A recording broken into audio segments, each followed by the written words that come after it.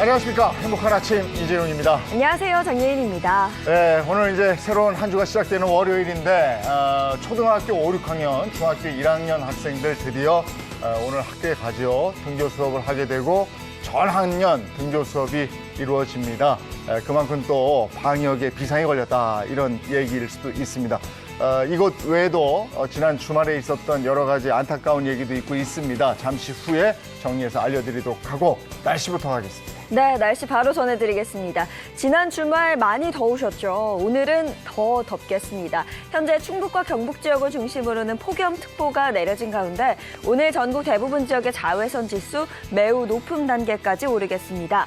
외출하실 때는 모자나 선글라스 반드시 챙기시고요. 뿐만 아니라 자외선 차단제도 꼼꼼히 바르셔야겠습니다.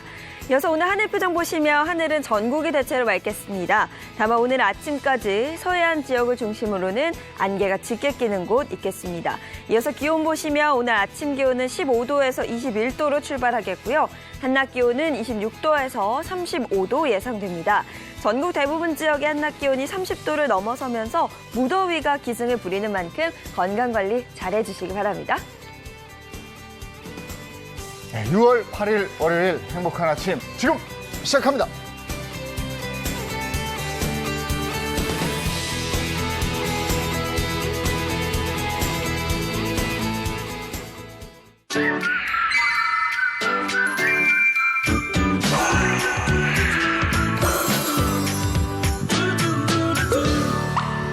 네, 행복한 아침 월요일 순서 시작하도록 하겠습니다. 오늘 함께해 주신 분들 먼저 소개해 드릴게요. 오늘 화사하게 옷을. 네. 박수림 씨. 반갑습니다. 네, 주말에 좋은 일 있었나 봐요. 아니요. 그렇게까지 아니에요. 오늘 저 너무 기다렸어요. 그러셨어요? 황규락 기자님도 좀 훌륭한 분이시잖아요. 네, 근데 네. 오늘 새로운 뉴페이스가 오신다고 그래서 안 기자, 진짜 교회 오빠 같은 그런 느낌이에요. 안건우 기자입니다. 반갑습니다. 어서 오세요. 반갑습니다. 네, 안건우 기자는 주말 사이 뭐 별일 없었고요? 네, 저는 좀 반반한 주말을 보냈습니다. 설렘 반, 약간 걱정 반. 오늘. 제가 좀 잠이 많은 성격이어서 네. 오늘 아침에 황규락 기자처럼 일찍 일어날 수 있을까 걱정을 많이 했는데요. 네. 다행히 늦지 않게 일어났는데 황규락 기자처럼 에너지 넘치는 방송을 여러분께 전해드리겠습니다. 목소리 좋은 거 봐, 목소리 좋은 거 봐. 어머 세상에. 아니, 앞에만 들어도 네. 황 기자 이제 계속 그래, 휴가할 기자- 것 같은데.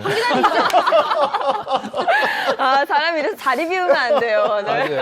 예, 이인철 변호사, 오수진 변호사 나오셨어요. 어서 오세요. 반갑습니다. 주말 잘 보내셨어요? 네, 잘 보냈습니다. 예. 어떠셨어요, 오수진 변호사는? 네, 저는 아이들하고 이제 뭐 맛있는 것도 해 먹고 네. 그리고 마스크 하고서 산책도 다녀왔습니다. 그러셨군요. 예. 저는 주말에도 일을 했는데 네. 토요일 날은 이제 또 토요일 날 오시는 분이 있어가지고 일을 네.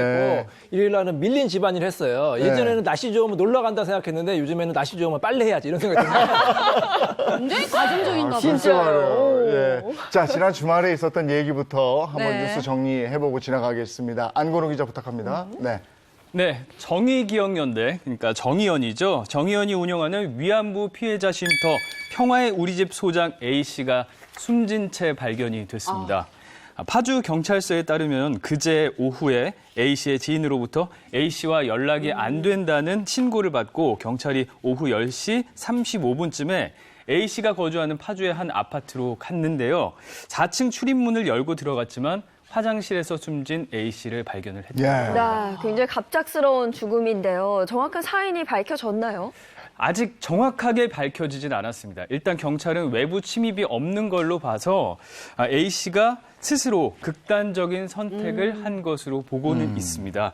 정확한 사인을 확인하기 위해서 CCTV 영상과 유가족 진술을 확보하고요. 또 오늘 부검을 실시할 예정이라고 네. 밝혔습니다. 최근에 여러 가지 이슈로 평화의 우리 집 많이 거론됐잖아요. 네. 근데 아직도 평화의 우리 집이 어떤 곳인지 모르시는 분들을 위해서 좀 자세히 설명 좀 부탁드릴게요. 네, 평화의 우리 집은 지난 2012년 정의연의 전신이죠. 정대협, 그러니까 한국정신대문제대책협의회가 명성교회에서 지원을 받아서 설립한 단체입니다. 위안부 피해자 쉼터인데요. 고 김복동 할머니께서 생전에 이곳에 계셨고 또 현재는 위안부 피해자 길원옥 할머니가 여기서 지내고 계십니다. 앞서 서울 서부지검은 정의연 기부금 사용 사역과 관련된 수사를 진행하면서 이 쉼터에 대한 압수수색을 진행을 했습니다. 압수수색이 있었다고 하면은 이것과 연관이 있지 않을까 하는 생각이 들 수 있겠는데요. 검찰의 입장은 어떤가요? 네, 일단 정의연 후원금 의혹을 수사하고 있죠. 서울 서부지검은 애도의 뜻을 먼저 밝혔습니다. 하지만 정의연 고발 사건과 관련해서는 조사를 한 사실도 없었고 또 출석 요구를 한 사실도 없다고 밝혔습니다. 네, 뭐 일부에서는 검찰의 무리한 수사 때문에 그런 거 아니냐 했는데 아직 그런 건 아닌 것 같고요. 왜냐하면 검찰에서 아직 조사를 하지도 않았고 또 출석 요구서를 보내지도 않았거든요. 그래서 검찰의 책임을 묻는 것은 좀 무리한 것 같고 어쨌든 안타까운 일인 건 확실한 것 같습니다. 네. 일단 검찰 조사를 받게 된다 그러면 압박감을 느끼긴 하나 봐요. 그렇죠. 근데 심리적인 압박감을 느끼죠. 일단 출석만 해라. 출석 요구서만 받아도 굉장히 압박감을 느끼는데 뭐 예전에는 혹시 모르겠지만 요즘에는 뭐 그렇게 강압수사를 하는 경우는 없거든요. 너무 네, 걱정하지 네. 않으셔도 될 것 같아요. 네. 그래서 저는 궁금한 게 반대로 정의연 쪽의 입장을 좀 전해주신다면 어떤 얘기 했을까요? 방금 네. 이인철 변호사가 말씀하신 그 내용이 반영이 됐습니다. 정의연은 고인을 애도를 했는데 네. 검찰을 좀 정면으로 비판했습니다. 내용을 보시면 고인은 최근 정의연을 둘러싸고 일어나는 상황을 받아들이기 힘들어했다. 또 검찰의 급작스런 평화의 우리집 압수수색 이후 자신의 삶이 송두리째 부정당하는 것 같다며 A씨가 심리적으로 힘든 상황을 호소했다고 밝혔습니다. 이 부분에서 짚고 넘어가지 않을 수 없는 사람이 있죠. 윤미향 의원. 뭐라고 그랬습니까?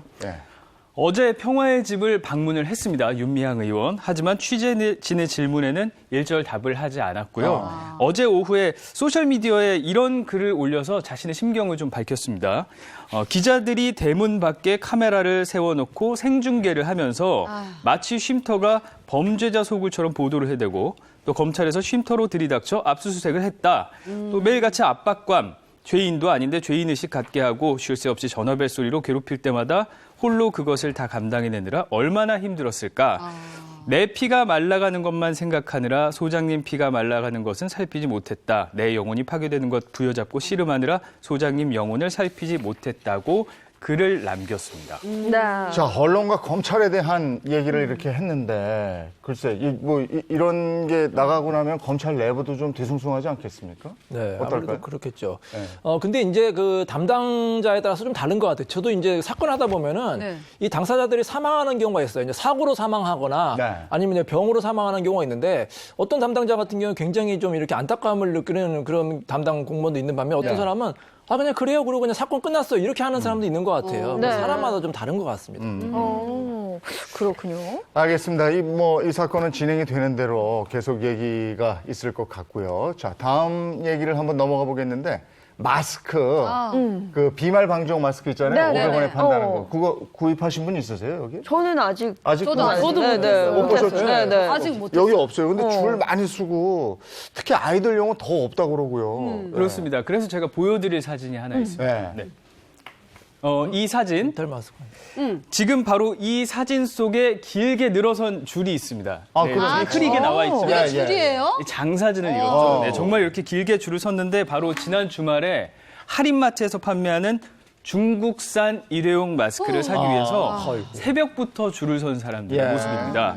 매장 문을 열기도 전이었는데 사람들이 몰려서요. 준비한 물량이 모두 오픈 전에 이미 동났다고 합니다. 그러니까 이게 식약처의 인증을 받은 마스크가 아니라 중국산 마스크인데도 사람들이 저렇게 줄을 섰다는 거고요. 앞서 이야기를 했던 그 비말 차단용 마스크는 온라인에서 네, 판매가 되고 있는 걸로 알고 있거든요. 그것도 네. 마비됐다고 그러죠. 그러니까요. 지난 5일부터 판매가 됐습니다. 온라인 사이트에서 식품의약품안전처와 또 의약외품 허가를 받은 비말 차단용 마스크를 처음으로 판매를 하기 시작을 했는데요. 하지만 접속자가 한꺼번에 수백만 명이 몰리다 보니까 사이트가 마비되는 사태가 벌어지기도 했고요. 또 온라인 판매는 오늘부터 재개가 된다고 하네요. 일단은 재개되었다고 하니까 정말 다행이긴 한데요. 저도 시도를 해보니까 이게 재개가 되고 물량이 확보가 됐다고 해도 그 선착순 내에 들어가는 게 굉장히 힘들더라고요. 진짜 나는 엄마로서 이것도 못 구해주나 하는 좌절감까지도 들게 했었는데요. 네. 아무래도 학교 가야 되는 학생들이나 또 유치원, 어린이집 다니는 그런 어린이들을 위한 것들은 꼭 필요할 것 같은데 조금 더 쉽게 구하는 방법은 없을까요?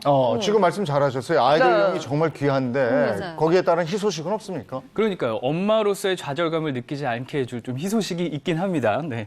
오는 20일부터 비말 차단용인 AD 마스크는 물론이고요. KF 마스크가 대형 마트와 편의점, 또 약국, 오프라인 매장에서도 판매가 됩니다. 어제 마스크 업계에 따르면 온라인으로만 판매되던 식약처 허가받은 비말 차단용 마스크를요.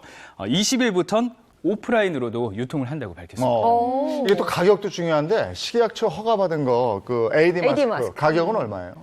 일단 KF 마스크와 같은 입체형이 있습니다. 입체형은 장당 500원, 또 수술용처럼 평평한 평판형이 있거든요. 평판형은 350원 선이 될 것으로 보입니다. 아, 맞다. 그래, 비말 차단용 마스크가 종류가 아까 좀 전에 말씀하신 뭐 입체형, 뭐 평탄형 이렇게 두 가지인가요? 아니면 더 종류가 또 있는 건가요? 어떤 차이 있어요? 네, 말씀하신 대로 두 가지입니다. 아. 네, 입체형은 먼저 입이 살짝 앞으로 튀어나와 있습니다. 네. 그래서 좀 숨쉬기가 상대적으로 좀 편하긴 한데요. 일반 수술용과 같은 평판형은 숨쉬기가 또 더 편하다고 합니다. 그것보다. 둘 다 비말 차단형이니까 일단 성능은 비슷하고요. 입체형은 얼굴에는 대신 더 잘 밀착되는 반면에 입술에 마스크가 또 직접 닿지 않는다는 장점이 있고, 또 평판형은 밀착력이 있지는 않지만 입체형보다 그렇지만 호흡이 상대적으로 좀 더 편안하다는 그런 이점이 있습니다. 네. 이 비말 차단용 마스크가 지금 나온 지 얼마 안 됐기 때문에 우 몰리는 그런 효과가 있을 거예요. 네. 근데 조금 지나면 또 다 구입하실 수 있으니까 그건 좀 마음 좀 놓으시면 좋겠습니다. 네. 그리고 주말 사이에 놀이공원이 폐쇄가 됐잖아요. 맞아요. 네. 네, 정말 많은 사람들이 찾는 놀이공원이죠. 송파 잠실에 있는 롯데월드 대형 놀이공원이죠. 코로나19 확진자가 다녀간 사실이 확인이 돼서 어제 오후 1시부터 손님을 퇴장시키고 영업을 조기 종료해야 했습니다. 네. 확진자는 고등학교 3학년 학생입니다. 지난 5일 롯데월드를 방문해서 낮 12시 13분부터 밤 9시까지 9시간 정도 머문 것으로 확인이 됐습니다. 아니, 지난 5일이면 금요일이거든요? 금요일은 정말 많은 사람이 몰리는 때라서 네. 맞아. 걱정이 더 돼요. 다행히 네. 비 소식이 있어서 그렇게 많은 사람들이 몰리지는 않았다고 합니다. 예. 5일 확진자가 입장한 후 영업 종료 전까지 1,100명가량이 일단 방문을 했다고 하고요. 그리고 비슷한 시간대에 머문 입장객은 690명 정도인 것으로 일단 파악은 됐습니다. 전날 전체 입장객은 4,700명 정도였습니다. 예. 제 기억으로는 롯데월드가 그 사회적 거리두기 한창일 때 그때 입장권 할인 행사를 네. 했어요. 맞아요. 그래서 지금 난리 났었어요. 예. 그때. 근데 뭐 영업시설이니까 뭐 싸게 받겠다고 하는 거를 지탄하기는 좀 어려울 것 같아요. 식당 같은 경우도 마찬가지잖아요. 네. 그리고 나름대로 또 롯데월드 측에서는 방역도 철저히 하고 마스크 써야만 이제 놀이기구 탈 수 되고. 있다 하는데 네. 좀 아쉽긴 합니다. 이렇게 사람이 많이 모였을 때는 조금 더 신경 쓰고 소비자들 스스로도 좀 조심해야 될 것 같습니다. 네. 그럼 지금은 현재 영업이 중단된 상황이고 언제 재개가 된다고 하나요? 일단은 오늘까지는 방역을 합니다. 네. 오늘까지는 방역을 하고 9일부터 영업을 재개한다고 합니다. 네. 그리고 또 코로나19 확진자 신규 확진자 수가 늘어나는 듯한 느낌이라 그것도 네. 불안하거든요. 네. 그렇습니다. 신규 확진자 수가 50명을 돌파했습니다. 생활 속 방역으로 전환을 할 때 네. 하루에 확진자가 50명을 넘으면 강력한 사회적 거리 두기로 전환하겠다고 당국에서 밝혔거든요. 그래서 앞으로 정부가 어떤 선택을 할지 정책의 향방에 관심이 많이 쏠리는 네. 상황입니다. 우리 다 봤잖아요. 우리 아이들이 학교 가는 그 시점 무렵에 네. 또 막 집단 감염 일어나고 있어서 우리 아이들이 학교 또 가다가 중단하고 지금 막 그런 상황이에요. 네, 네. 근데 오늘부터 이번 주에 이제 전체 학생들이 다 학교를 가거든요. 그러니까 우리가 삼가할 건 더 삼가하고 조심할 건 더 조심해서 우리 아이들이 제발 학교 가서 공부할 수 있게 제발 그랬으면 그렇게 좋겠다. 다들 노력하고 네. 우리 건강을 위해서도 노력하고 이렇게 했으면 좋겠습니다. 네. 또 이번에는 또 희한한 소식인데 네. 코로나19로 네. 다들 어려운데 이번에는 요건 좀 어떻게 보면 반가운 소식이라고 그래야 될까요? 반가운 소식이요? 이런 게 하나가 들어와 있는 게 있어요. 네. 네, 코로나19로 인해서 네. 우리나라의 이혼율이 네. 그러니까. 급감하고 있다는 그런 놀라운 소식. 감소? 네, 제가 잘못 들은 거 아니지? 감소? 감소입니다. 함께 있으면 싸우는데. 네, 우리는 사실 이것 때문에 걱정했었잖아요. 그러니까 이혼율이 올라갈 줄 알았는데 네, 네. 감소했다는 게 이게 의아한데요? 오히려 줄었습니다. 통계청에서 코로나19가 심각해진 올 1월부터의 인구 동향을 집계를 해서 일단 발표를 했습니다. 네. 발표를 했더니 3월 이혼 건수는 7,298건이고요. 지난해 같은 기간보다 19.5%, 그러니까 20% 가까이나 줄었습니다. 많이 줄었네요. 네, 11년 반 만에 네. 최저치. 네. 이로 인해서 우리나라 조이혼율, 그러니까 인구 1000명당 이혼율은 2.1에서 1.7로 떨어졌습니다. 더 놀라운 거는 네. 올해 들어서 이혼율이 계속해서 급락하고 있다는 거예요. 보통 이제 1월 지나고 2월 되면 이제 2월에 설 연휴가 있잖아요. 그렇죠. 설 명절 지나면은 이혼율이 약간씩 오르거든요. 근데 맞아요. 올해는 또 내리고 있어요. 이게 굉장히 좀 놀라운 소식인데 네. 이게 좋은 소식인가요? 저 이혼전문 변호사 입장에서 그런 건 아닌지 모르겠어요. 우리에게 많이 찾아와야 되는 거. 사실 가정이 잘 네. 지켜진다는 점에서는 굉장히 좋은 소식일 수 있는데 네. 저희는 사무실이 법원 앞에도 하나가 있거든요. 네. 근데 그 법원 앞에 사무실이 보통은 부부가 협의혼하러 접수를 하러 이제 가셨다가 그러고 나서 이제 확인기일에 다시 나가셔야 되는데 네. 그 사이에 합의서라든지 이런 것들 때문에 문의가 많이 오세요. 네. 근데 확실히 아예 법원이라든지 이런 관공서 가는 것 자체를 좀 미루시거나 꺼려 하셔가지고 저희도 이제 한동안은 정말 그 법원 앞에 있는 사무실에 오시는 분들이 많이 없었습니다. 그래요. 안 다닌다 이거죠. 그렇죠. 네. 근데 아까 이제 저 명절 얘기했거든요. 네네. 그 명절 전후 통계 나와 있는 거 있습니까? 제가 그러니까 진짜 맞나 싶어서 혹시나 해서 5년 전 자료를 다 봤어요. 네네. 봤더니 진짜더라고요. 지난 5년간 명절 직후에 평균 11에서 12% 이혼율이 늘었거든요. 그런데 이혼 소송 제기 건수는 그것보다 훨씬 많았어요. 20에서 30% 정도 늘었습니다. 특히 그동안 설과 추석 명절 연휴 직후에 이혼이 감소한 달은 한 번도 없었어요. 아, 그랬어요? 네, 올해는 근데 명절 직후에 오히려 떨어진 거예요. 아니 그 어려운 일을 그 징글징글한 코로나가 해냈어요. 이거 웃어야 됩니까? 울어야 아, 참. 됩니까? 아니, 예. 좋은 영향도 있긴 있네요, 코로나가. 결혼을 안 해본 제 입장에서는 네. 뭐 부부싸움은 칼로 물베기다 그러잖아요. 그래서 많이 싸우고 붙어 있어서 좀 다시 화해가 된 아니, 건가? 제 예상은 네. 그 이제 가족이 모여있는 시간이 많잖아요. 부부도 같이 모여있는 시간이 많으면 다툼이 많아질 것이고. 그렇죠. 그래서 혹시 이혼율이 많아지지 않을까, 높아지지 않을까 이런 생각이었는데 그 예측이 빗나가서 다행이에요. 다행이에요. 그거 제 다행이죠. 지인 보니까 남편이 진짜 허구한 날 회식하고 술 먹고 오고 막 해외로 골프 치러 가고 진짜 그렇게 너무 잦았대요. 근데 그게 맞다. 싹 없어지니까 돈도 그러네. 절약되고 네. 근데 밥은 꼬박꼬박 해줘요. 그거는 귀찮대요. 그런데도 가정을 더 돌보게 되니까 더 좋아졌다는 그러니까 이런 그런 이유가 부분도 있어요. 사실 사고는 밖에 나가서 치잖아요. 네. 남편이나 아이들. 근데 네. 밖에 나갈 수 없으니까 그렇지. 사고가 안 일어나는 거예요. 네. 그리고 뭐 갈 데도 없으니까 아예 집에나 있자. 이래서 이혼율이 좀 주는 것 같습니다. 그리고 또 일부긴 하지만 외도의 경우에는 요즘에 잘못 걸리면 확진자 동선에 따라서 동선이 이제 밝혀지면서 증거가 만천하에 공개가 될 수 있잖아요.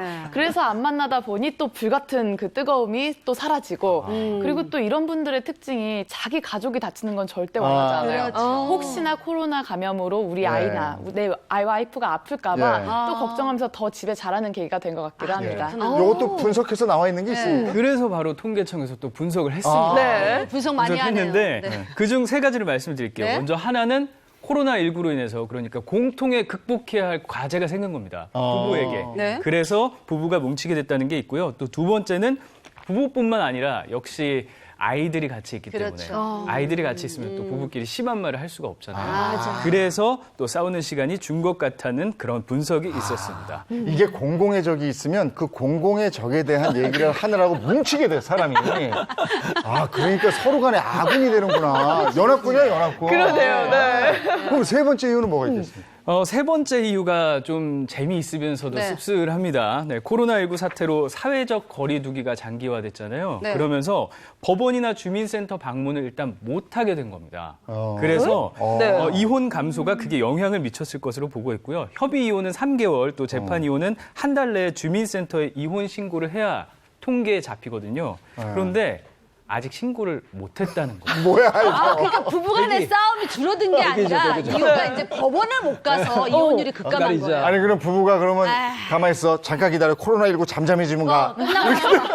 근데 실제로도 그 이혼 상담에 대한 연락은 굉장히 많이 오세요. 그래요? 네, 그러니까 왜냐하면 다툼이 많아진 것도 사실 하나의 이유 중입니다. 그리고 이제 부부 싸움을 하잖아요. 이혼 재판하면 이혼 법정에서 싸우거든요. 네. 예전에는 막 서로 침 튀기면서 싸웠는데 요즘 마스크를 하고 있기 때문에 소리를 지를 수가 없어요. 그러니까 감정적인 싸움이 조금 이제 줄어드는 거죠. 아, 이거 진짜 반전이에요. 저는 뭐 부부 사이가 대화를 많이 해서 돈독해져서 뭐 그런 줄 알았는데. 부부간은 대화 안 해요.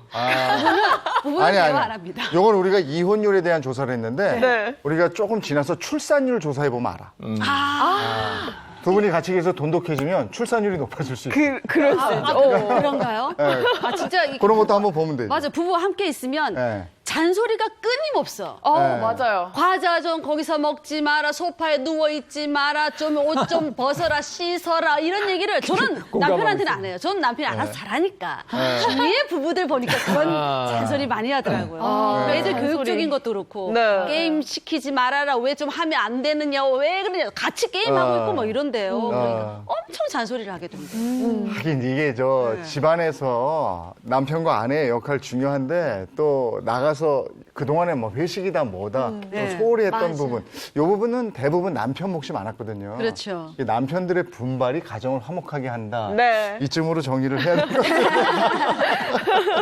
같아요. 저도 남편이지만 조금 더 이인철 변호사처럼 뭐 휴일에 빨래하고 이러면 무슨 걱정이야. 가정적으로. 네. 자, 이번에는 우리 가족끼리 왜 이래 시간 갖도록 하겠습니다.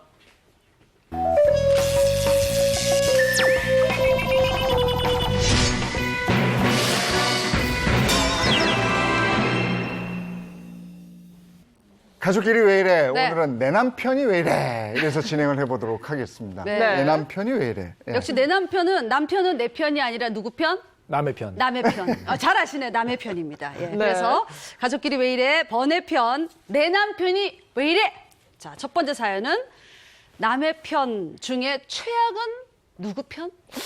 최악이네, 최악. 남편이 남의 편 누구 중에. 편을 드는 게 최악이냐. 그렇지. 이거 오수진 변호사가 알 것 같은데. 에 이거 네. 정답이 있어요. 네. 바로 시댁편.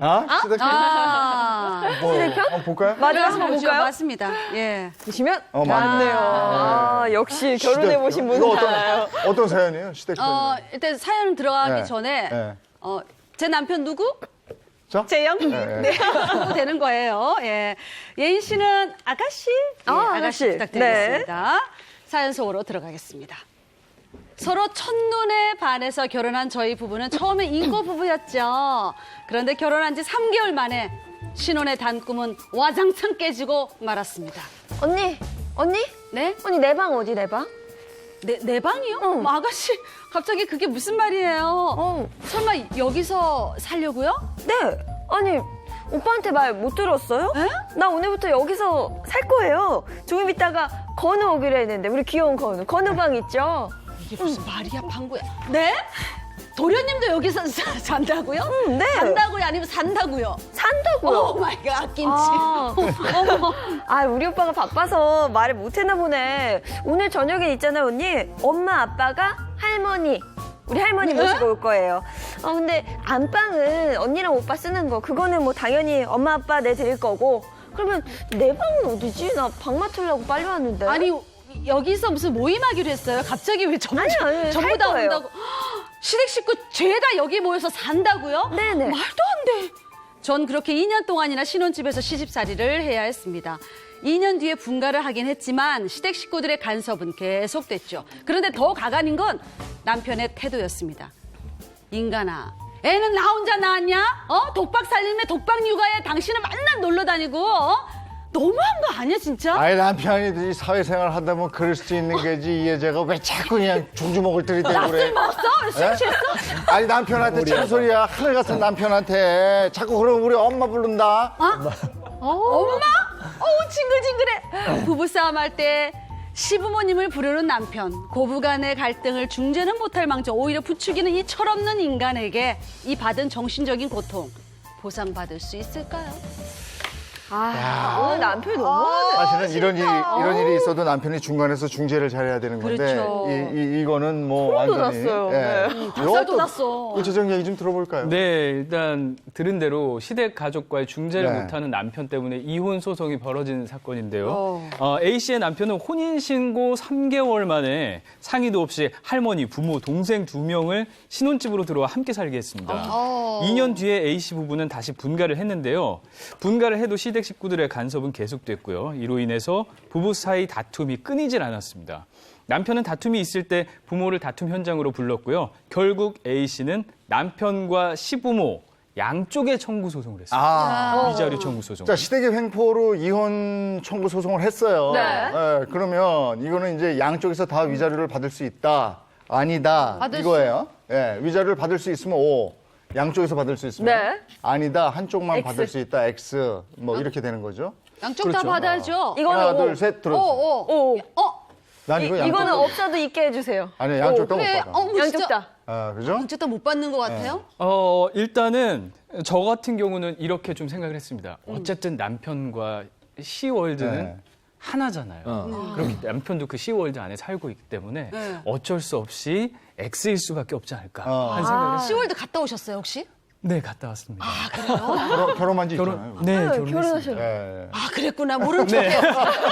나 총각인 줄 알았네. 자, 두 분 얘기를 들어보죠. 어떻게 됩니까? 예, 일단은 기자님 말씀이 어느 정도 맞습니다. 결국에는 이제 남편이 잘못을 더 많이 했다라는 취지에서 이거는 시댁 식구들이 다 오더라도 남편이 중재를 해야 되고 네. 특히나 뭐 아내한테 술 마시고 뭐 집안 살림도 신경 안 쓰고 독방 육아에 살림까지 다 떠맡긴 건 남편의 잘못이 더 크다. 그래서 혼인 판탄의 직접적인 원인은 남편이 제공했다라고 해서 남편에게 위자료가 인정이 됐습니다. 근데 이제 저는 이제 오라고 들었는데 네. 보통 이혼 소송을 하면 부부간의 문제이기 때문에 뭐 남편하고 아내한테만 이제 책임을 묻는 게 일반적인데 꼭 이제 그 시가 식구들한테 아니면 처가 식구들한테 소송을 해달라는 분이 있어요. 그래서 웬만하면 좀 참으시죠 했더니 너무너무 분하다. 남편도 믿지만 시부모님이 더 믿기 때문에 시부모님은 꼭 피고로 지정해달라고 하는 분이 있거든요.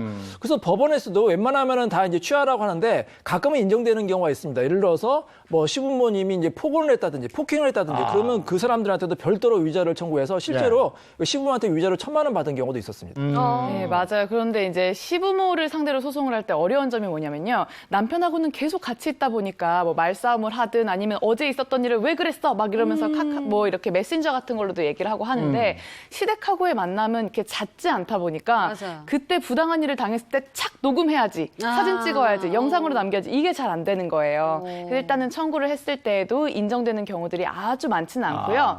그리고 이제 보통은 시부모 상대로도 이제 위자료를 청구하고 남편을 상대로 이혼 및 위자료를 청구하잖아요. 네. 보통은 남편에 대한 위자료가 더 많은 액수로 인정이 됩니다.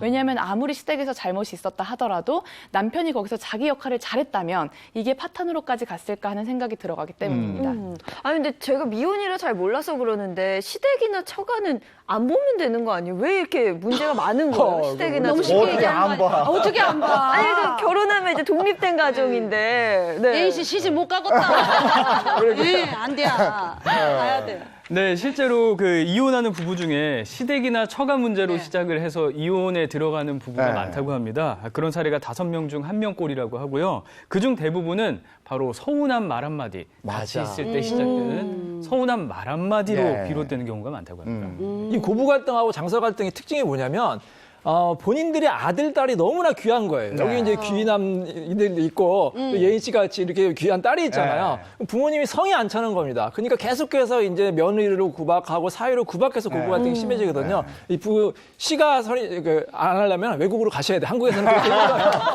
아 외국이 있구나. 네. 그러니까 이제 시어머니가 말실수를 했어요. 며느리한테 뭔가 언성을 높이거나 뭔가를 했어. 그때 남편이 거기서 에이 엄마 왜 이래야 되는데 어머니 쪽 그래 당신이 잘못했어. 그래, 엄마 이해하세요. 이런 식으로 나와버리니까 얼마나 속상한지 몰라요. 그러니까요. 이혼이 자꾸 올라가는 거예요. 아니 두 변호사님 같은 경우는 다양한 사례를 보시잖아요. 좀 기억에 남는 사례 있을까요? 네, 굉장히 진지하게 임했던 이혼 사건이 있었는데요. 이 시어머니는 내 아들은 내가 제일 잘 알아 이게 좀 있으셨어요. 그래서 오죽하면 이제 며느리가 좀 화려한 걸 좋아하는 성향이어서 표범문이라든지 좀 속옷을 이렇게 약간 이런 애니멀 프린츠 같은 걸 좋아했어요. 근데 이제 그 시어머니가 속옷까지 막 사다 주면서 그러다 보니까 대화를 하잖아요. 처음엔 되게 고맙게 어머니 뭐 딸한테 주는 것처럼 네. 고맙게 생각했는데 자꾸 속옷을 선물해 주시다 보니 뭐 사이즈 가지고도 타박을 하고 관리해야 된다 뭐 이러면서 그래서 이제 딸이 너무너무 스트레스를 많이 받은 거예요. 그러니까 아내가. 그래서 결국에는 자기 친정엄마한테 연락을 했고 이 얘기를 들은 친정엄마가 격분하셔가지고 속옷까지 막 어떻게 이러면서 이제 화가 나셔서 둘이 전화로 굉장히 심하게 시어머니하고 친정엄마가 심하게 다투고 결국에는 이혼을 했습니다. 어른들 싸움이 돼버렸네. 네. 근데 고부 장서 관계는 가족인 듯 가족이 아닌 듯 가족이잖아요. 네. 그러니까 이게 옳게 뭐 시누이는 2다리 건너 4다리 건너기 때문에 이걸 소송까지 가기 애매하니까 참고 사시는 그렇죠. 그런 분들이 많으신 것 같아요. 근데 저는 이런 사례도 봤어요. 굉장히 가슴 아픈 사례인데 부부끼리는 서로 사랑해요. 네. 근데 고부 갈등 때문에 어쩔 수 없이 이혼하는 경우가 있었거든요. 맞아. 왜냐면 아들이 있는데 이거 어머니가 시어머니가 계속해서 이혼을 종용하는 거예요. 며느리가 마음에 들지 않으니까. 그러니까 아들이 어쩔 수 없이 효자라서도 어쩔 수 없이 이제 이혼 소송을 했거든요. 근데 이제 어머니랑 같이 있을 때는 막 이제 자기 부인은 이제 험담을 하는데 네. 어머니가 잠깐 화장실 가자면 안에 손 꼭 붙잡고 아이고. 아 내가 너를 사랑하지만 어쩔 수 없이 이혼한다. 미안하다 이러는 경우가 있었어요. 네. 그래서 이걸 어떻게 도와줄까 하다가 그래서 이제 조정을 합의를 하거든요. 합의할 때는 이제 본인만 들어가잖아요. 그래서 그래도 며느리한테 좋은 조건으로 합의를 해가지고 잘 끝난 사건이 있었거든요. 고부 갈등 이렇게 참 예. 심각합니다. 드라마네요. 아니, 어쨌든 그 시댁의 책임을 물으려면 증거가 충분해야 된다. 이런 그렇죠. 거죠. 증거가 없으면 위자료 청구가 어려운데요. 예를 들어서 이제 시어머니가 이제 폭행을 한다. 그런 경우 가끔 있거든요. 그러면 이제 진단서를 떼야 되는데 일반 진단서 말고 상해 진단서를 떼야 되고 또 시어머니가 막 욕설을 하는 경우 있잖아요. 그럼 시어머니 잠깐만 하고 녹음기 틀고 녹음한 다음에 그걸 이제 제출해야만 이제 그 증거가 인정이 될 수가 있습니다. 네. 예, 그리고 또 이제 반복적으로 이렇게 막 압박을 하거나 금전을 요구하거나 이런 경우도 이제 이혼 사유가 될 수 있고 위자료 청구도 가능한데요. 특히나 그렇게 자녀를 낳으라고 압박을 하는 경우가 있어요. 그렇죠. 제가 맡았던 사건 중에 자녀를 너무너무 바랬던 그 시부모님이 네. 고급차를 사주셨어요. 원래는 아이를 낳으면 사주겠다고 했는데 미리 사줬군요. 예, 미리 사준 거예요. 미리 사주고 이제 막 압박을 하니까 남편까지도 아 이거 어떻게든 애를 가져야 되겠다 싶어서 불임 클리닉까지 달리면서 너무너무 부부가 애를 썼어요. 근데도 결국에 자녀가 안 생기니까 이제는 부부 관계가 막 이제 소원해지기 시작하는 그렇죠. 거예요. 근데 또 마침 그때 시부모님이 막내 아들 주겠다고 어머. 사줬던 그 고급차를 다시 또 뺏었어요. 가져갔어요. 아이고. 그래서 이 경우에는 그 시부모님한테까지도 위자료 청구가 인정된 그랬어요? 사례였습니다.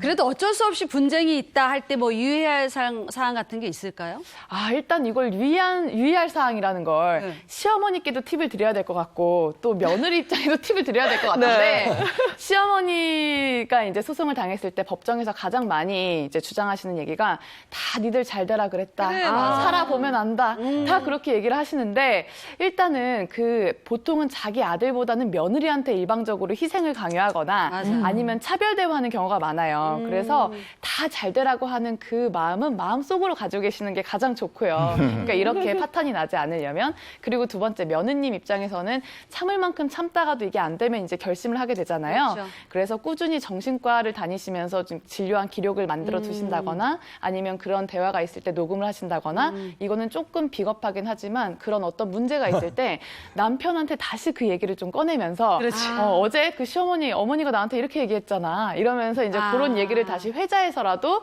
이런 일이 있었다는 것들을 남겨두셔야지 나중에 소송을 할 수가 있습니다.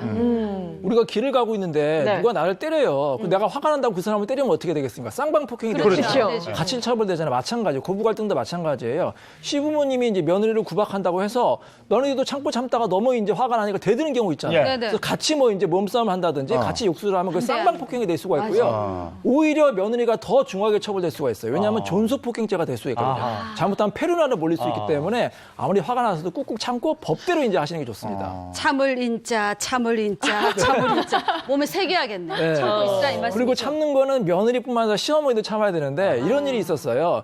이제 시어머니가 새벽에 전화를 받았어요. 아들한테 전화를 받았는데 꼭 부부싸움 하면 어머니한테 전화하는 아들이 있어요. 그러니까 신혼집 찾아가가지고 이제 얘기를 들어보니까 아들이 잘못했음에도 불구하고 며느리한테 막 훈계를 하는 거예요. 그러니까 며느리가 화가 나겠죠. 며느리가 좀 싫은 소리를 하니까 또 시어머니가 이제 며느리하고 막 이제 서로 이제 몸싸움이 일어났던 거예요.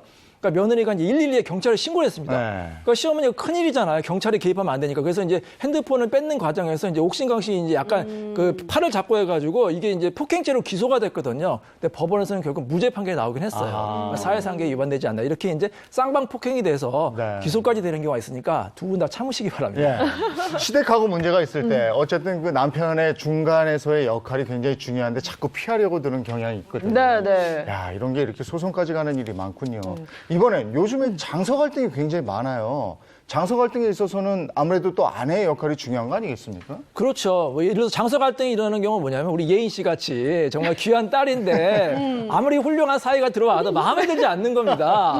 그러니까 이제 어떤 이제 재력가 이제 그 딸이 있었는데 계속해서 이제 장모가 사위를 구박을 하는 거예요. 무시를 하고. 그러니까 사위 입장에서도 기분이 나쁘겠죠. 그래서 나는 이제 장모님 말 안 듣겠다고 하니까 이제 그 또 장모가 이 딸을 종용해가지고 이혼까지 이제 시키는 경우가 있거든요. 그러니까 정말로 이때 아내가 중재를 잘해야지 그렇지. 중재를 하지 않고 자기 친의 그 어머니 편만 되면 이게 이혼까지 갈 수가 있습니다. 네. 그러니까 중간 역할이 가장 중요한 것 같아요. 근데 이렇게 말 나온 김에 팁을 좀 주시겠어요? 고부 갈등이나 장서 갈등을 좀 지혜롭게 해결할 수 있는 팁.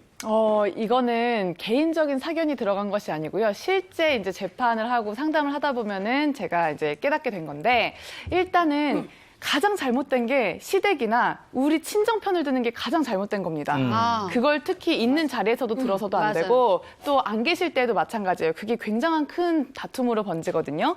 그리고 두 번째는 모른 척하는 게 그만큼 잘못된 겁니다. 아. 이걸 방치하게 되면은 진짜 한 배우자는 굉장히 속이 많이 썩어요.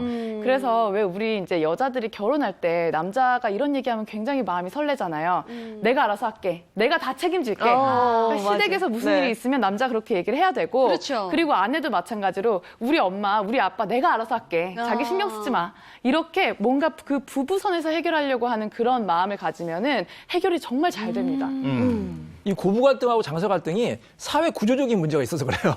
자, 외국에는 고부 갈등 없잖아요. 왜 그런지 아세요? 우리나라 차이점이 뭐냐면 우리나라는 부모님한테 너무 의존을 해요. 결혼할 때. 집도 사달라, 뭐, 그러니까 결혼 비용 대달라고 하니까 부모님이 거액을 들여서 이거 사주시잖아요. 네. 사주면 그걸로 끝나는 게 아니잖아요. 본인이 그렇게 많이 투자했으니까 네. 당연히 간섭을 하려고 하겠죠. 그게 있네. 그러다 보니까 고부 갈등이 심해지거든요. 이 사회적인 구조를 좀 바꿔야 됩니다. 그러니까 제 그렇구나. 지인도 마마보이인데 네. 부부간에 대화를 하고 부부간에 의논을 해야 되잖아요. 엄마한테 전화를 바로 하는 거야. 마트를 가서 장을 보는데도 맞아요. 부인이 옆에 있는데 엄마 삼겹살 어느 부위가 좋아? 오돌뼈 있는 게 좋아? 뭐 너무 의존해. 여보 내가 얘기하면 가만 있어봐. 엄마 뭐 앞다리가 좋아? 뒷다리 뭐 왜 자꾸 엄마한테 전화를 하냐고요. 우리 엄마는 또 간섭을 하는 거죠. 그렇죠. 냉장고를 요걸 사라. TV는 이걸 사라. 아니, 그러니까 그런 것도 있고 또 하나는 저기가 있어요.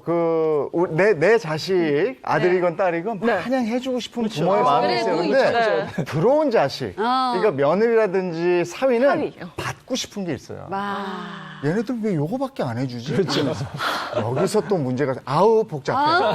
다음 거 넘어가죠. 네. 가족끼리 다음 왜 거 이래? 볼까요? 남편의 땡땡 이혼 사유. 네. 땡땡? 뭐가 이혼 사유가 될까요? 이거 바로 보죠. 바로 볼까요? 남편의 네. 무능력. 요 야, 글쎄. 어떤 사연인지 한번 보겠습니다. 제 남편 역할 이재용님 계속해 주시고요. 자, 사연 속으로 들어가겠습니다. 사업 실패로 늘 빚더미에 허덕였던 아버지. 그래서 전 박봉이어도 안정적인 직업을 가진 남자와 결혼하는 게 꿈이었고, 전 무뚝뚝하고 재미는 없어도 따박따박 월급 가져오는 남자와 결혼을 했습니다. 그리고 어느덧 남편이 정년퇴직을 하게 됐죠. 그런데 이때부터 불행이 시작이 됐습니다. 지금까지 이런 치킨은 없었다. 이것은 갈비인가 통닭인가. 어때? 리순모보다 낫지? 우리 치킨집 하나 차리면 대박 나겠지? 이 사람 왜 이래 진짜. 설마 그 퇴직금 몽땅 그 털어갖고 치킨집 하려는 거 아니지? 야, 우리 마누라 역시 대단해. 어떻게 알았어? 나 가게 좋은 걸 안 끼래 이미 계약했지? 바로 차리면 대박이야. 내가 먹여 살리지? 뒷골 땡기. 걱정하지 마. 아니 나랑 상의 한마디 없이 가게를 차렸다고? 그러다 망하면 어쩌려고? 말이 씨가 된 건지 남편이 차린 치킨 가게는 쫄딱 망했습니다. 남편은 이후의 실패를 만회하겠다며 친척 지인들 돈까지 죄다 끌어서 모아서 카페에, 꽃집에, 포장마차까지 차렸지만 몽땅 망하고 말았습니다. 15,300원이 없어서 전기가 끊겼다 이 화상아.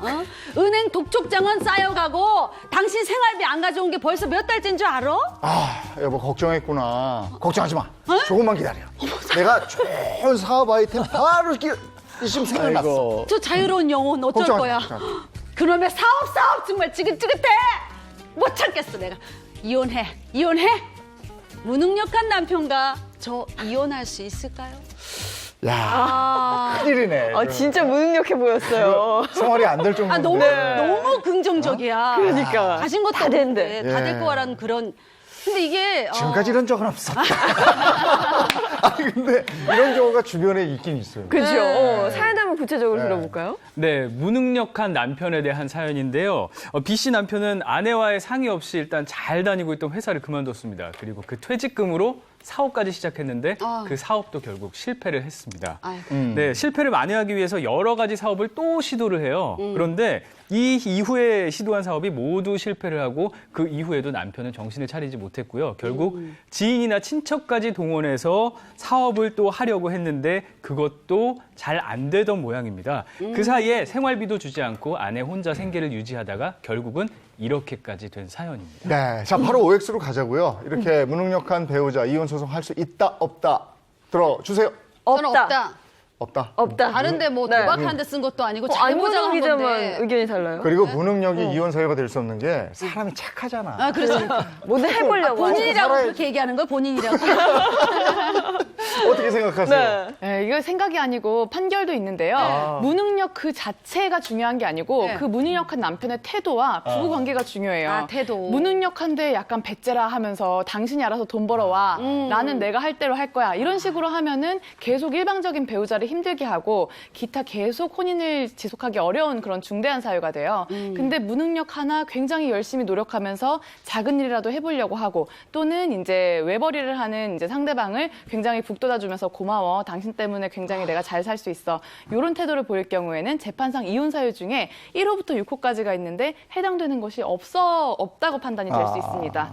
그러니까 이거는 경우에 따라서 다른데 특히 무능력한 그 배우자의 태도가 중요하다라는 것이죠. 그 무능력한 남편하고 헤어지고 싶어도 평생 이렇게 살아야 되는 거예요? 아, 그렇게 못 살죠. 어떻게 우리가 밥 먹고 살아야지 손가락 빨고 살 수는 없잖아요. 네. 맞아. 그래서 물론 단순 무능력은 이혼 사유가 되지 않지만 네. 그게 정도가 심해지고 특히 부부간에는 부양 의무가 있거든요. 네. 남편은 일단 돈을 벌려고 노력을 해야 돼요. 그 노력을 게을리한 경우는 이혼 사유가 될 수도 있습니다. 그러니까 경우에 따라서 판단이 좀 다르다 이건데 위에 들은 사연은 어떻게 판결을 왔어요? 이 사연은 결국 이혼 성립이 됐습니다. 아. 네, 됐고요. 배우자의 경제적 무능을 비롯한 여러 사정으로 부부의 혼인 관계가 파탄에 이르렀다 이런 판단을 내렸고요. 그리고 애정과 신뢰가 상실돼서 회복될 수 없을 정도다 이렇게 법원이 판단을 내린 겁니다. 이런 고통이 인정된다면 민법 제840조 6호 소정의 이혼 사유를 주장해서 이혼 청구가 가능합니다. 그렇구나. 뭐 이런 경우도 있었어요. 이제 남편이 사업을 한다고 사업 자금이 필요하니까 네. 처가 집 담보로 이제 대출을 받은 거예요. 아이고. 근데 그 돈으로 본인이 도박을 하고 주식을 해서 탕진하는 경우가 있었거든요. 이런 경우까지 된다면 이혼 사유가 될 수 있겠죠.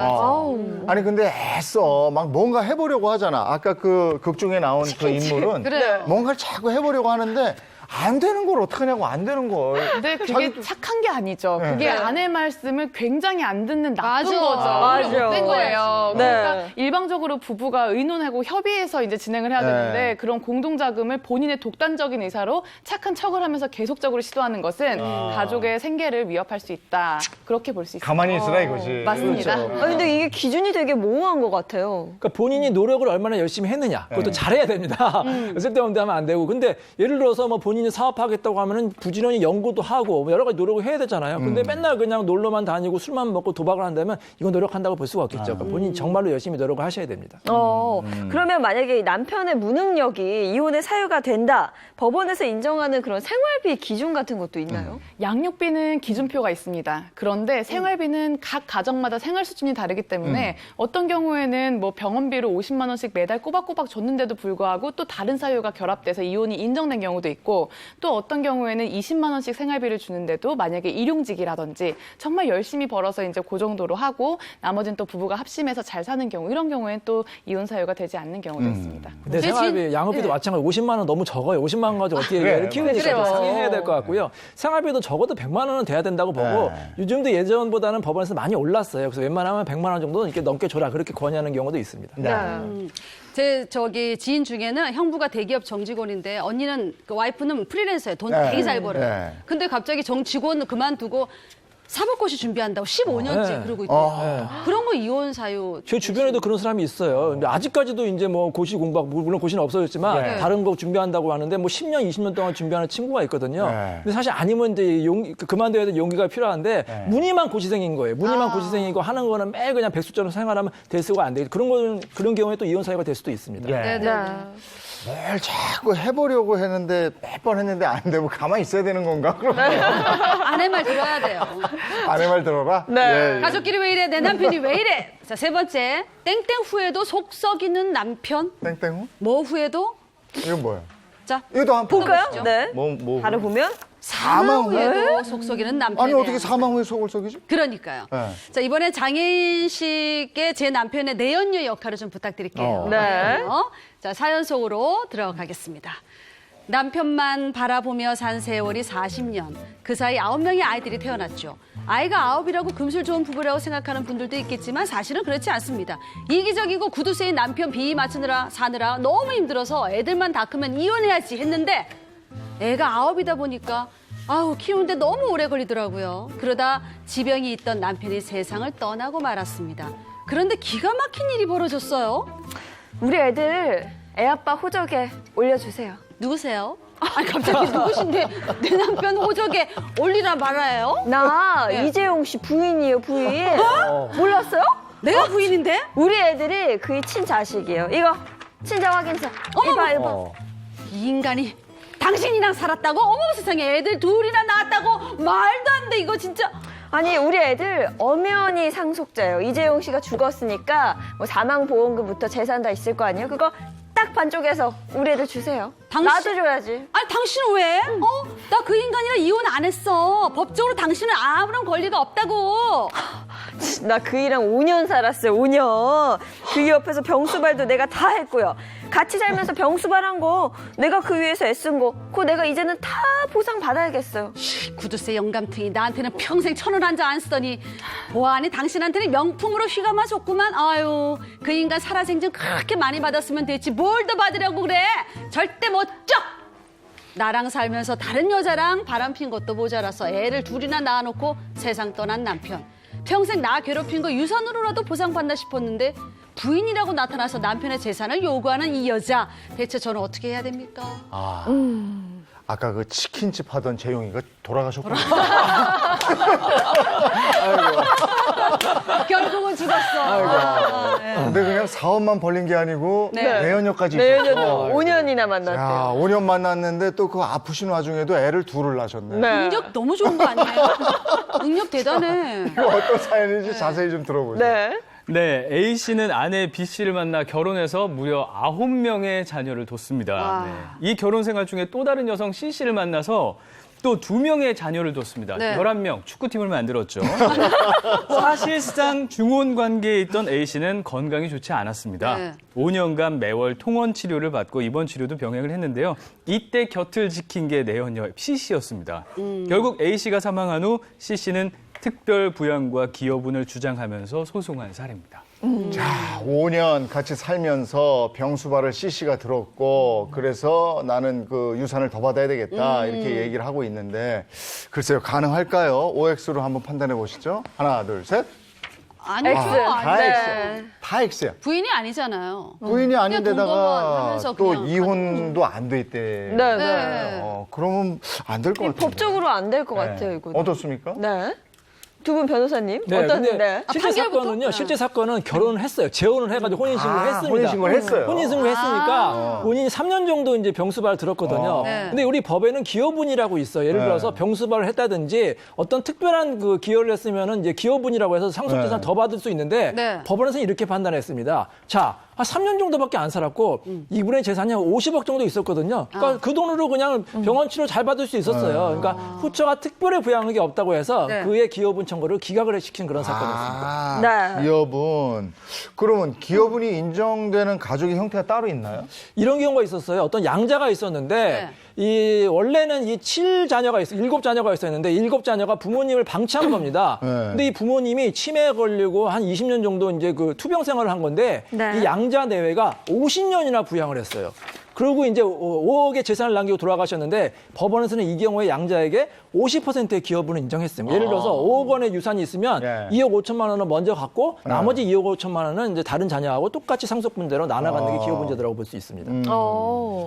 예, 그런데 이제 아직까지도요, 자녀들 중에 이제 한 명만 굉장히 열심히 부모님을 모시고 극진히 간호해드린 경우 있잖아요. 네네. 이런 경우는 또 기여분이 인정이 됩니다. 왜냐하면 특별한 부양이라는 것이 부부간 부부간에는 원래 동거 부양 협조의 의무가 있잖아요. 하지만 자녀는 당연히 부모님을 잘 모시고 봉양을 해야 되지만은 또 자녀들 중에는 또 잘 모시는 자녀가 있고 또 그렇지 않은 자녀도 있어요. 그래서 자녀들 중에 특별한 부양을 한 그 자녀에게는 기여분이 인정이 되는 경우가 많습니다. 일단은 결론부터 말씀드리자면 법원은 CC의 요구를 좀 거부를 했습니다. 네, 엔딩을 말씀드릴게요. 부부로 볼 수 있는 관계에서 간호는 의무이고 또 그래서 상속 기여분도 인정이 안 된다는 거죠. 그래서 재판부는 장기간 동거와 간호를 통해서 피상속인을 부양한 경우에 그런 사정만으로 반드시 기여분을 인정을 해야 한다면 민법 및 가사소송법 취지에 부합하지 않는다고 밝혔습니다. 아, 네. 그렇군요. 네. 근데 저 이 계속 내용들을 보고 있다 보니까 네. 속 썩이는 남편 궁금한 게 좀 네. 생겼어요. 이 보면은 이혼 사유로 많이 꼽는 게 성격 차이잖아요. 맞아. 네. 네. 그런데 이 성격 차이를 법원에서는 어떻게 재단을 하는지 그게 좀 궁금하더라고요. 기준이 어디까지 이혼할 인정하느냐. 때 연예인들 보면 왜 이혼하셨으면 성격 차이로 성격 이혼했다고 차이예요. 하는데 네. 사실은 성격 차이가 아닌 경우가 많거든요. 근데 만약에 성격 차이인데 이혼을 안 해주면 소송을 해야 되잖아요. 네. 소송을 하면서 저 사람이 성격이 안 좋습니다. 성격이 안 맞습니다. 그럼 이혼 사유가 안 돼요. 우리 민법에는 성격 차이가 이혼 사유로 규정이 안 돼 있거든요. 예를 들어서 성격 차이가 너무 심해서 어떤 뭐 폭행이라든지 폭력적인 사태가 발생을 해야만 이혼이 될 수가 있습니다. 네.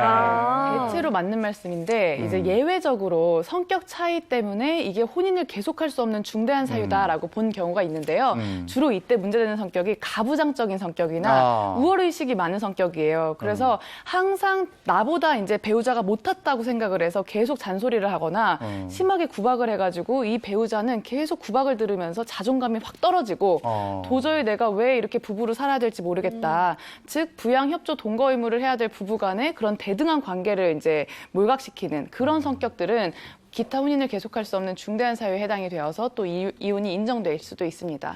그러니까 이걸 판단하는 게 굉장히 어려울 것 같아요. 가부장적인 성격이면 어느 정도 가부장적이냐. 또 상대를 무시했다면 어떻게 정도까지 가는 게 무시하는 거냐.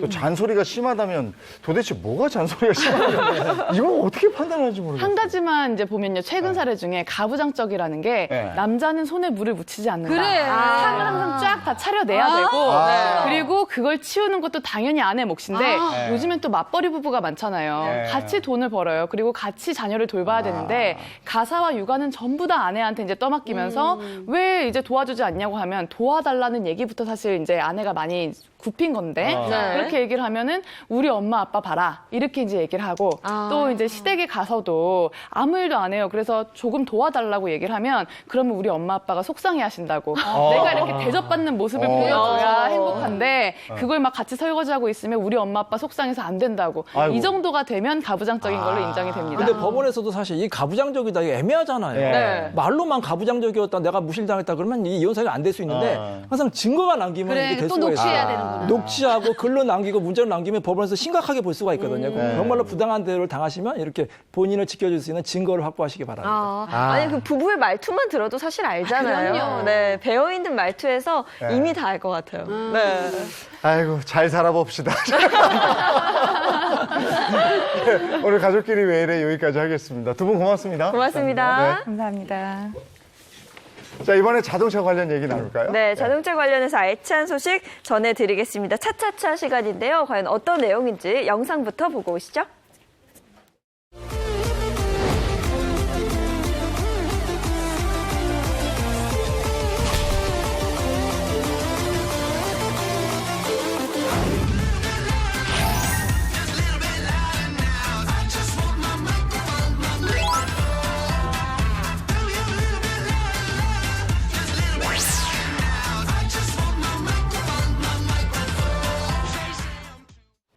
지난 6월 5일이 세계 환경의 날이었고 요즘에 뭐 환경에 대한 우려 또 환경에 대한 중요성 점점 더 하잖아요. 네. 그래서 그 차도 이제는 웬만하면 좀 친환경적인 차를 타자 이런 생각들이 많이 있는 것 맞아요. 같아요. 네.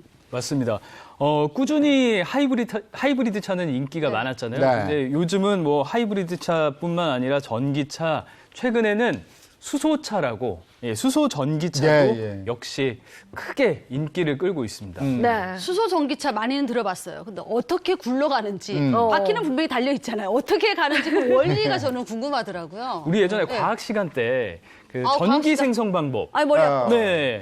물이 생기는 과정에서 이 네. 수소와 산소가 반응하면 물이 네. 생기잖아요. 네. 그걸 생각해 보면 됩니다. 수소 전기차는 탱크에 저장된 수소와 공기 중에 산소가 화학 반응을 일으켜서 생산된 전기 에너지를 통해서 구동을 하거든요. 네, 그렇게 돼서 구동을 하는 방식이죠. 사실 저희가 워낙 친환경차 이야기를 많이 하다 보니까 네네. 수소전기차 관심이 생겨 좀 찾아봤거든요. 네. 근데 뭐 충전소라든지 연료비라든지 굉장히 방금 얘기해 주신 것이 복잡해서 좀 헷갈리더라고요. 그래서 제가 오늘 수소 전기차에 대한 궁금증을 풀어드리겠습니다. 네. 네. 자, 수소전기차 진실 혹은 거짓해서 뜯는 게 아니구나.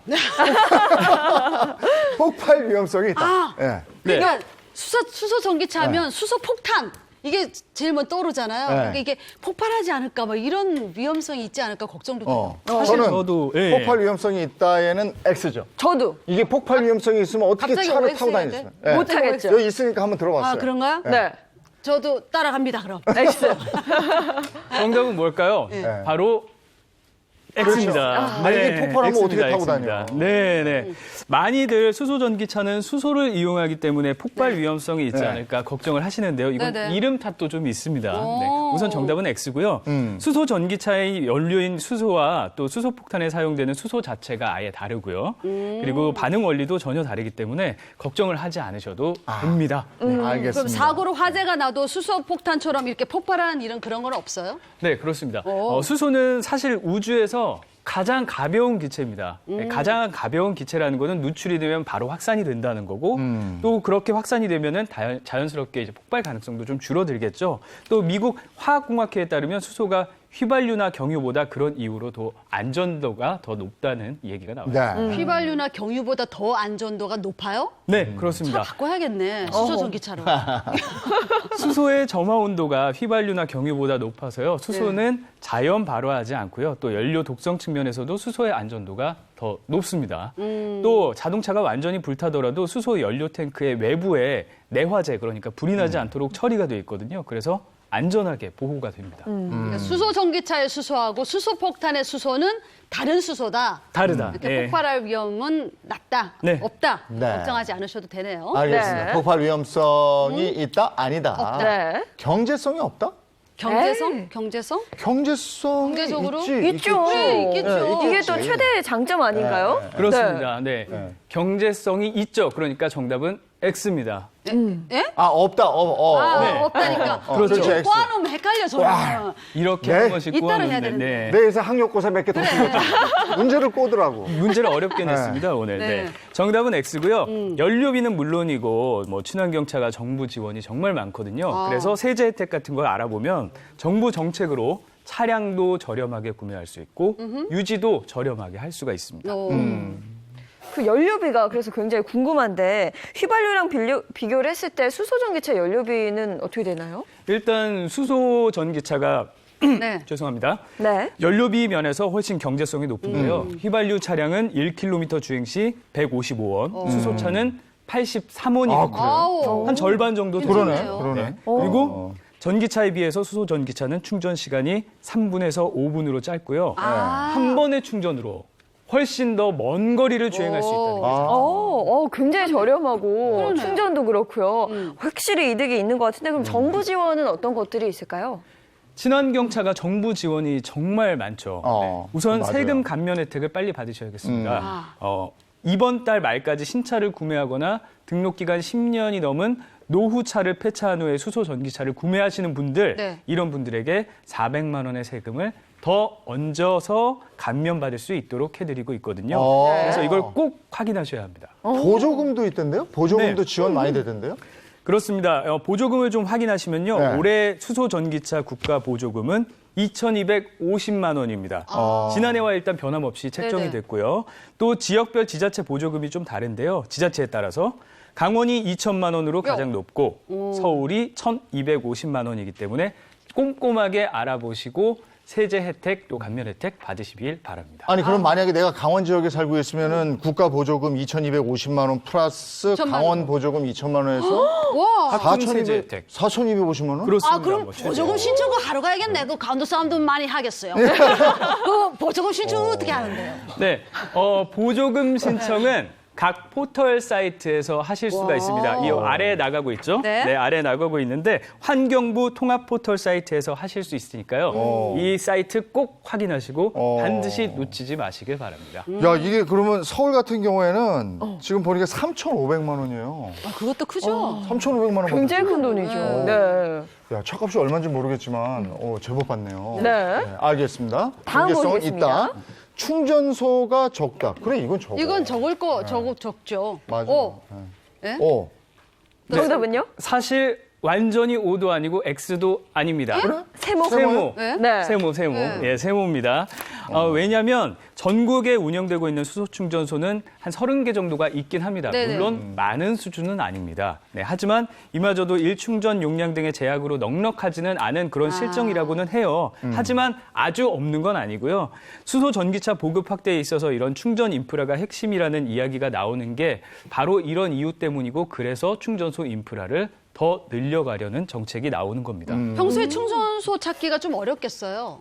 네. 네, 하지만 크게 걱정하실 필요는 없을 것 같습니다. 정부가 2022년까지 310개소, 그러니까 2040년까지는 1,200개소의 국내 수소 충전소를 구축을 하겠다고 밝혔고요. 특히 최근엔 버스나 화물차 같은 상용차, 특화 수소 충전소가 생기는 상황이거든요. 그래서 그런 인프라를 충분히 확인을 하고 또 쓰실 수가 있을 것 같습니다. 네. 버스나 화물차 같은 경우는 차고지가 있으니까 그 차고지에다가 그 시설을 그쵸. 해놓고 이러면 충분히 쓸 수 있겠네요. 그렇습니다. 네. 네. 충분히 있기 때문에요. 알겠습니다. 네. 자, 공기를 정화한다. 정화하겠죠. 제가 이런 얘기 들었는데. 이건 알아요. 정화하겠죠. 네. 당연히. 저는 별명으로 뭐 달리는 공기청정기다 뭐 이런 얘기 했던 거 기억나요. 맞아.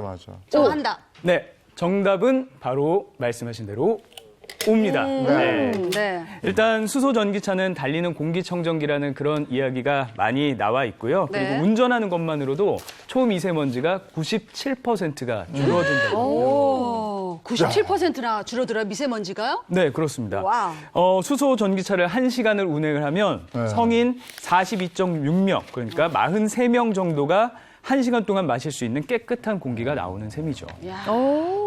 어떻게 공기 정화가 되는 거예요, 근데? 그러니까 사람으로 치면 들숨과 날숨을 좀 생각을 하시면 될 것 같아요. 우리가 공기를 마시면서 폐에서 공기가 걸러지잖아요. 근데 수소 전기차가 수소가 반응을 하려면 깨끗한 공기가 필요합니다. 저렇게. 네, 그래서 깨끗한 공기를 흡수한 후에 수소와 결합해서 전기를 생산을 하는데요. 이 공기를 흡수하는 과정에서 깨끗한 산소 유입을 위해서 여러 개의 필터가 유해가스와 미세먼지를 제거를 하니까 그러니까 결과적으로 배출하는 공기도 안전할 진짜 수 있다. 깨끗해졌다. 야, 이거 뭐 수소 전기차가 그러면 그 친환경차가 경제성도 있고 그다음에 공기까지 정화한다면 네. 제가 그걸 타고 다니면서도 기분이 좋겠어요. 당연하죠. 그렇죠. 환경을 생각하는 거니까. 네. 내가 환경을 지키는 파수꾼이다 이런 느낌도 있고. 네, 네. 알겠습니다. 알아봐야겠어요. 고맙습니다. 예, 고맙습니다. 고맙습니다. 오늘도 덥다는 거죠? 네, 오늘은 더 덥다고 합니다. 그렇구나. 네. 예. 거기다가 자외선 지수도 굉장히 높은 만큼 외출하실 때 자외선 차단제 바르세요? 저는 좀 발라요. 아, 바르세요. 네. 다행이에요. 꼭 외출하실 때는 자외선 차단제 바르고 외출하시는 게 좋겠습니다. 저희는 내일 아침 8시 더 알찬 내용으로 돌아올게요. 행복한 아침, 행복한 하루 되십시오. 고맙습니다. 고맙습니다.